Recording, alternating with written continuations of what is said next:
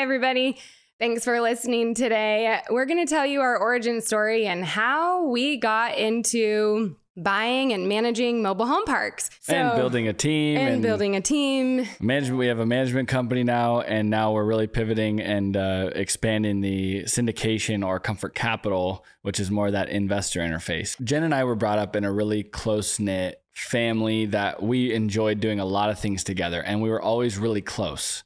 Mm-hmm. And Jen and I, believe it or not, got along pretty good. Once I got big enough to hold my own, because I'm 3.5 years younger, which I think is important for everyone to know. It's like, it's a different dynamic. Totally. You know? Yeah. So we were extremely blessed. We had an amazing mother and father. They were married our entire childhood and together. And Dad was a construction company owner. And so he was a blue collar / white collar guy in that he really lived and was born and bred into the blue collar construction trade and started out as a framer.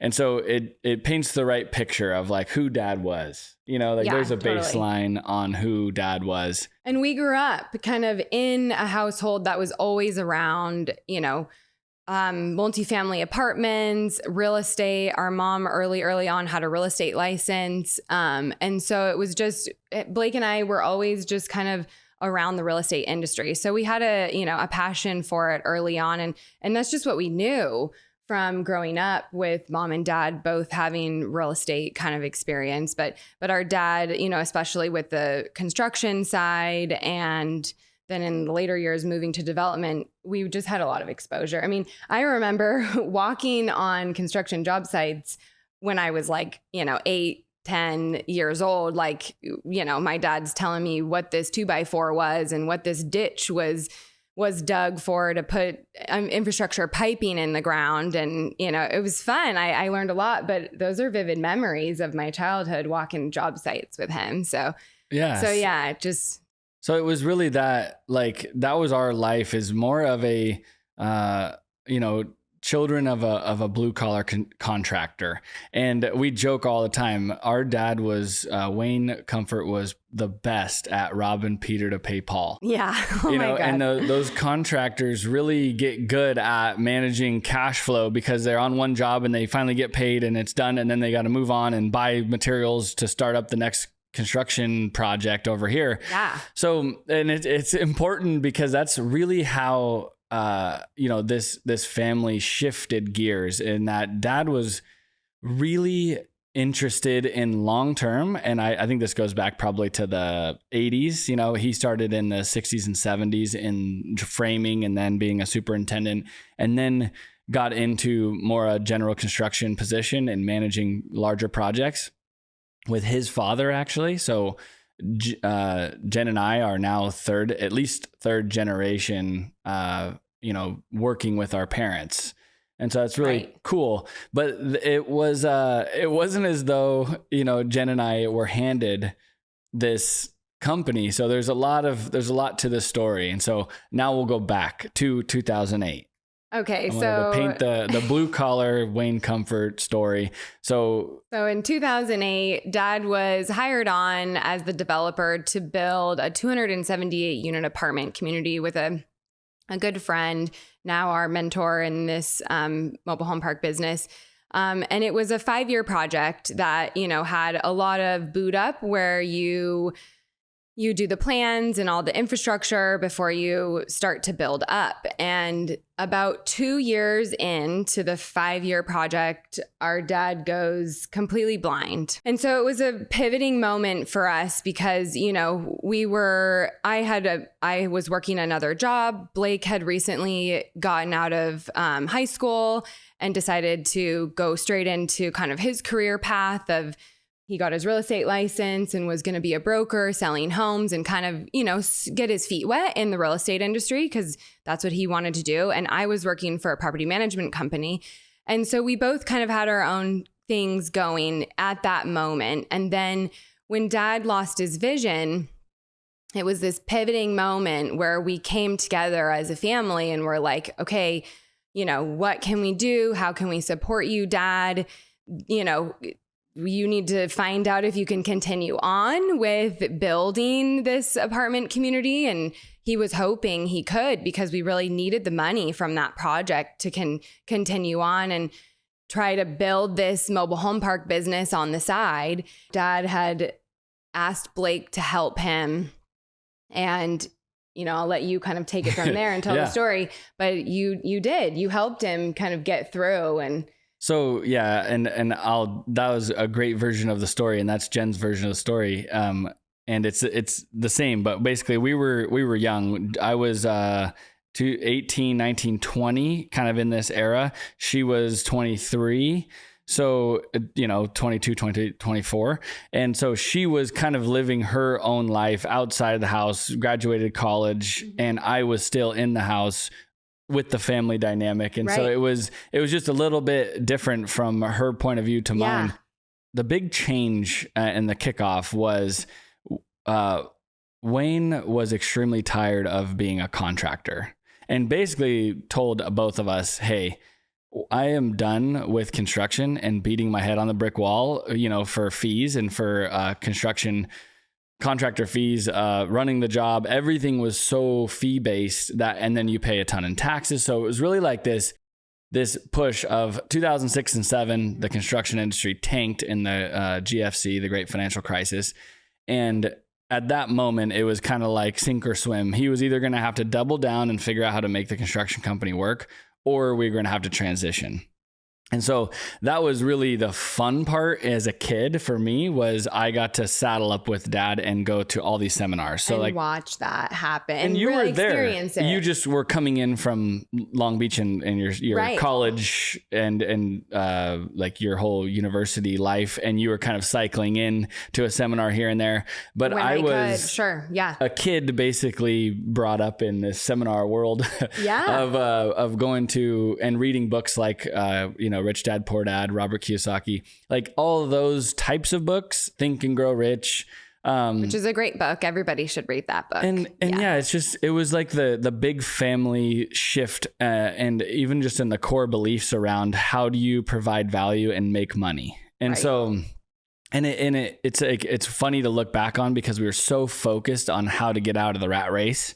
And that was such like a cool growth moment for Dad and I. But what was really interesting and fun about our story now in hindsight, basically I've been buying trailer parks for 15 years, since I was 18, 19 years old. Mm-hmm.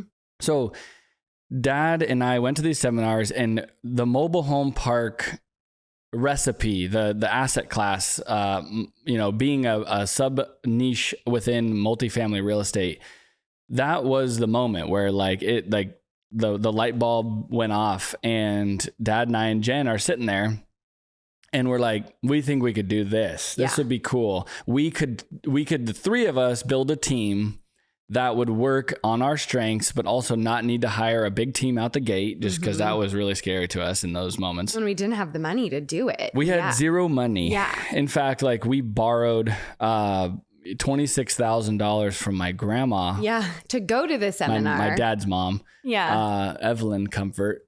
And I'll never forget how willing she was to do that, which is just kind of a cool family note. Yeah.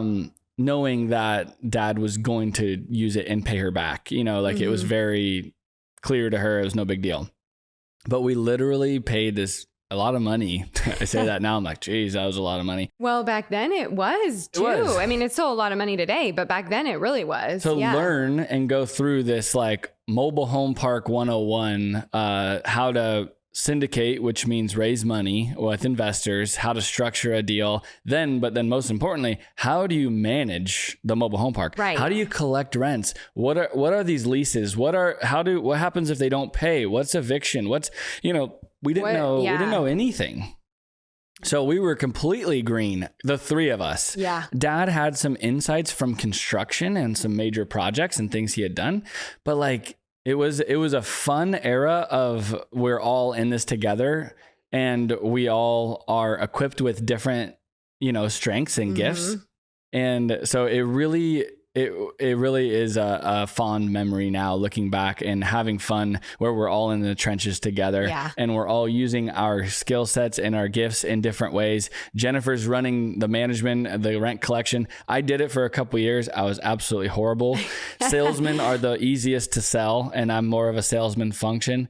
Which is great, because he can be the salesman and I can be, you know, I did all the property management side and the bookkeeping and all the back office stuff that he doesn't really like to do. And I don't really like to sell. So it was a good partnership out the gate of trying to build this and playing to our strengths. And so we did a couple of deals, actually just one, while Dad was developing. It was more of a side gig. It was a core focus of mine. I was selling residential real estate on the side just to make a couple dollars. But my sole focus from the time we were in the main seminar where we found out about the manufactured housing industry and mobile home parks as an option was that, all right, here I am, I'm 18 years old. And if I'm going to commit to this cash flow life, you know, of pursuing passive income and growing a business that is in this moment from our family's dynamic and perspective, the way to exit the rat race, I figured, to heck with it, I'll focus on it from right now versus focusing on anything else, because it seemed like it's going to take time. There was no shortcut. Might as well start when I'm a kid. Yeah. So, and this really is a slow and steady wins the race, like, you know, one deal at a time. And that's kind of what we've been doing from the beginning. Mobile home parks are more the slow and steady wins the race. We only do one rent increase per year. Given the economic moment in time, we make the decision every year on how much that's going to be. So it really is a tortoise and hare story on that within the multifamily real estate. Yeah. Mobile home parks versus apartments. And so continue on the... well, and I was going to add to that point of, you know, we from the beginning always had a soft spot for affordable housing, and, you know, we loved real estate. We knew it. It was familiar with us because, like Blake explained, we grew up in it. And my dad had a lot of experience with multifamily apartments, but, you know, we really liked this concept of mobile home parks because the homes are great and the quality of how they're built is great too. And it's a lot faster to kind of buy something like this, a community that's existing versus, you know, building an apartment community from the ground up. That's a 5-year project where you can, you know, take these existing mobile home parks that maybe are mismanaged or distressed and bring life back into them. And that was something that I think from an early on, we felt very passionate about, that, you know, everybody needs a place to live and a roof over their head. And it was just important to us to grab hold of these communities that maybe weren't in the best shape or are, you know, those are great communities too, but then maintain that and create this really fun, safe, family-oriented, you know, living environment for somebody to be. And, you know, breathe new life vibrant energy into these old communities, old trailer parks. You know, it's like the stigma. So where we're going to push that back and really become the future of a really high quality, vibrant community within these mobile home parks. And so that's really our goal now. I'd say the emotional side of this whole beginning with Jen and I kind of teaming up, I'd say it bonded Jennifer and I together going through our father completely losing his vision in 2010. So we had done one mobile home park deal and we're about to do the other, and he goes blind, like literally the week or two around the time we start the escrow to buy our second mobile home park outside of Durango, Colorado. Yeah. And that moment was extremely trying, and like we had to double down. I'd say Jen and I specifically had to double down on our commitment to this game, you know, in this life and the profession that we have chosen.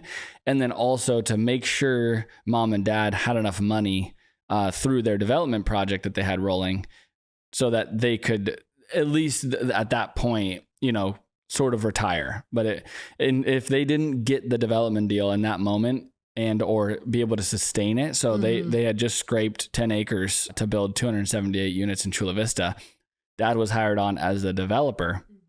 And from there, he was a third party. So he wasn't the GC. He wasn't the syndicator owner operator portion, bringing the equity in.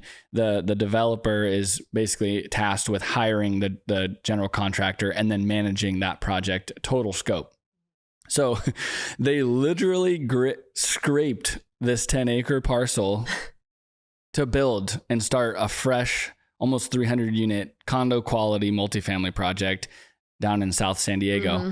And dad goes completely blind. We're not talking like, oh yeah, he can't see in the middle, or anything. Like, he is completely blind and cannot do anything anymore. That he was a very strong character. If you know a blue collar contractor, you understand, like, he was a very strong, capable person in almost anything, which is where I think we got a lot of our grit, and we got taught a lot of awesome things in general along our childhood and developing who we are.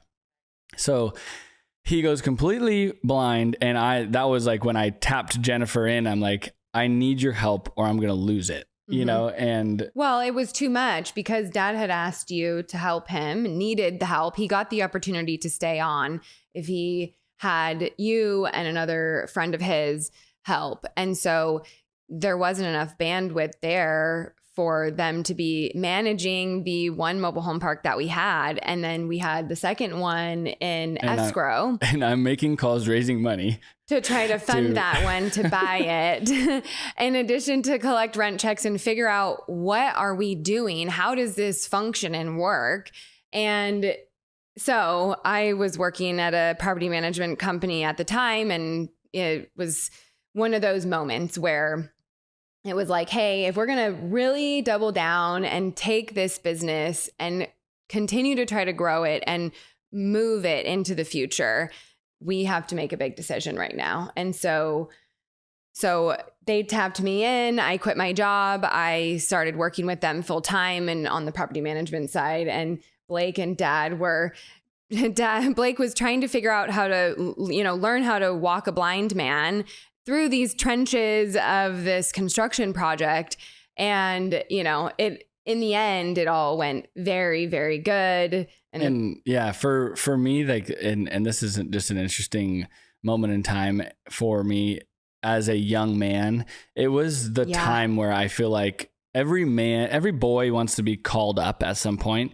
And it was, in hindsight, the best thing that ever happened to me as a young adult becoming from a boy to a man. It was the moment where I was required to basically help the family fully through and have to kind of, in the piloting realm, flying you, it's the time for you to fly the plane on your own. And not only, can you, it's like, hey, we really need you to take this on and do it. And so I literally walked our blind dad to every single meeting, got a seat at the table, which is an unreal thing. I'm 20 at this point. I'm 20 years old, and the real challenging year, it was probably, I was 19 or 20. And I'm learning a ton of stuff about development. I didn't really know. I was focused on putting deals together on the mobile home park side. So I'm learning that. I told dad I'd do it for him while we're building this smaller mobile home park business. And so I literally was like his to an unbelievable level personal assistant, reading every single email, typing every single email per the words he wanted to use. It was not an easy time for us. But it taught me so much, and I got a seat at the table, and I'm literally guiding my blind dad on my right arm through the dirt, then, framing stages. He's walking, it's raining, it's winter, whatever, that era. And when we're coming vertical and we're trying to get the water to drain off the construction site while we're building these apartments, and I'm walking a blind developer through the mud and walking tightrope on 2x4s across the mud to go tell him what the status is and follow around the general contractor and the superintendents. And it was just this unbelievable era, and in hindsight. And it was when I fully became, the confident person I am to chase deals and put my money where my mouth is on making offers, and you name it. It really was the development time. I call it my time in the fire. And I'd say from that point forward, we then, so that apartment community was built over 3 years or so. We were the first, I think, there might be one or two others, but that we're pretty close to being the only group coming out of the ground with a new multifamily development deal. At that time, 2010, we finished in 2012, 2013. Yeah. And like the trades were all dying because nobody was building. So all of the framers, the electricians, the low voltage guys, the plumbers, everyone almost lost money on this job in order to keep their guys that they wanted to keep. And I'll never forget that, because it was like, we couldn't have hit the timing any better. If you're talking about buying the lows and selling at the high, Yeah. we couldn't have hit this construction project at a better time. And so we were all in for, let's just call it 50 million. It was roughly 50 million of a total development cost. And it appraised the moment we started getting it occupied, and the guys in the syndicator that we were building for, when they occupied the building, it appraised for just under 100 million. So it was an absolute home run deal. God. And Yeah. it was just one of those like Super Bowl moments for us, where Dad made it to the finish line. He got the money and the fee. It was a grand slam of a project, better than they could have ever projected. And so it was just like, that was the icing on the cake that really was like, okay, like Dad made it through it. You helped him. You had that incredible experience through all of that.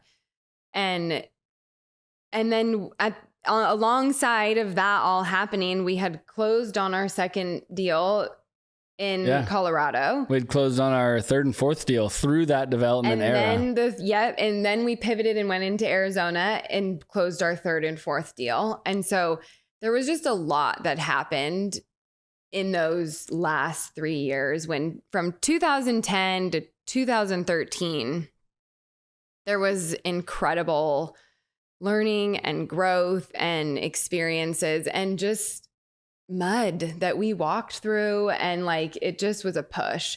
You were helping Dad, and I was trying to figure out how the heck to manage these mobile home parks and do the books and collect the rents and keep that side of things like functioning and running while we were shopping for more mobile home parks while helping Dad do this development deal. There was just a lot. And we really, like Blake said, had to come together as a family, and it really kind of locked in, like, we really do enjoy working together. And this really is something that we want to continue pushing through. It solidified that in my mind, and I think you would agree, in moving, this business forward, both the syndication and the property management side, because we really did enjoy managing the properties, and we still do. We enjoy managing the properties that we're acquiring and see them, when we buy one, to see it to the end, if and when we sell or trade that property. So, and I'm just sitting here thinking about like that whole era really solidified also our core values, and it's, have to have faith. Our upbringing was, you were true to your word. Mm-hmm. You are only as good as your word, and you protect your reputation at all costs by doing what you say you're going to do. And if you have to humble yourself and eat a slice of humble pie and come clean on whatever it is, you tell the truth. Yeah. And like, I'll just never forget the fear that Dad had when he had to call the partners on the development and tell him he went completely blind. Yeah. And we thought that he was going to get not fired, but let go. Nicely told. So, okay, you know what? I hear you, but I'm really sorry. We can't let you continue to be a developer. You're blind. So Dad withdrew to his word, said, no, I can do it. He brought on a buddy to help him just do the construction piece, like the construction, nitty gritty knowledge behind that. He paved the core value road for Jen and I, and we locked in on that and understood and appreciated it. And we will always continue to honor our father and our upbringing and our mother and father through this era. Because I think it's important, to understand where you come from and take the good and then learn to move through the bad. And now, what we're after is doing this in the communities and building a team that understands who we are and the core of, we are true to our word. We're always going to make things right. We're going to build our brand and our life on a good reputation and people that are not full of it. And, frankly, no BS. And we come through and do what we say we're going to do. And, it's on a handshake, and you do what you say you're going to do. And, we joke around the office when we were converting a big mobile home park of 37 septic tanks that were failing to sewer. Dad got frustrated through that. And he really, in the end, in the last 10 plus years, we lost Dad in 2022 to a massive heart attack. And so it's almost been 3 years now. So going into 2025 right now.